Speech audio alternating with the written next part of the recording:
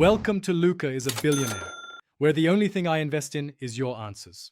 You begin by getting into firmware quickly. Reboot and press the BIOS key shown by your motherboard make. Once in, navigate to Advanced or Chipset sections. Those menus house memory and graphics options.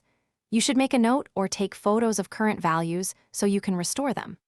Before changing anything, make sure to disable fast boot features that skip setup screens. Doing so ensures you can return to BIOS if reboot loops occur. Now move to the graphics configuration area. You're in the right menu. Change integrated graphics to disabled or auto so the system prefers your discrete GPU. Then locate DVMT or UMA frame buffer size and reduce it to 0, 1/2, or the minimal allowed. This stops reserving system RAM for GPU. Next, set primary display to PCIe or PEG to ensure the discrete card is preferred. Once changed, save and exit. These steps remove most shared memory allocations and shift workload to dedicated RAM.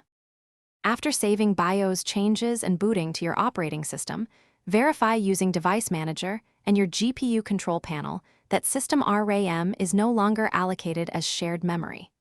If the machine fails to boot or display, reset BIOS defaults or clear CMOS with the motherboard jumper or remove the battery briefly.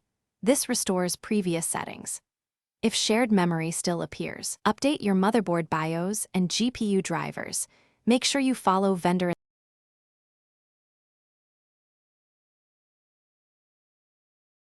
Thanks for watching and please subscribe. It's the best investment you'll ever make.